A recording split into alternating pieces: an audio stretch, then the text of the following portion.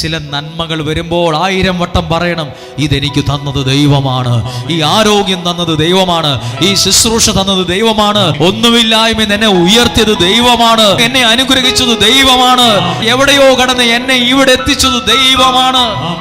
എന്നാണോ ഇതൊരാൾ മറക്കുന്നത്, അന്ന് അയാൾ തോൽക്കാൻ തുടങ്ങും. എന്നാണോ ഇത് ഞാൻ വലിയ പുള്ളിയാണ്, എൻ്റെ കഴിവാ, എൻ്റെ ഭാഗ്യവാ എന്ന് കരുതുന്നിടത്താണ് ഒരാൾ പതുക്കെ തോക്കാൻ തുടങ്ങുന്നത്. എന്നൊക്കെയാണോ ദൈവത്തെ ഉയർത്തുന്നത്, അന്ന് മുതൽ അയാൾക്ക് വേണ്ടതൊക്കെയും ദൈവം കൊടുത്ത് അനുഗ്രഹിക്കാൻ തുടങ്ങും. യേശു ഒരു വള്ളത്തിലോട്ട് കയറിയില്ലേ? യേശു ഒരു വള്ളത്തിലേക്ക് കയറിയപ്പം അവിടെ അവർക്കുണ്ടായത് നേട്ടമാണ്, നഷ്ടമല്ല. ദൈവത്തിന്റെ വചനം നീ കേൾക്കുമ്പോൾ നിനക്ക് നഷ്ടമല്ല. ചിലര് പറയുന്നത് ഇതൊക്കെ ഒരു നഷ്ടക്കച്ചവടം എന്ന് പറയുന്നത് കേട്ടിട്ടില്ലേ? അല്ല, നഷ്ടക്കച്ചവടമൊന്നുമല്ല. ചിലരൊക്കെ ആവേശത്തിൽ പറയും, എനിക്ക് ഇതിനൊക്കെ എവിടാ സമയം, എനിക്ക് നേരെ നിൽക്കാൻ പോലും സമയമില്ല, പിന്നെയാണോ എനിക്ക് ഇത്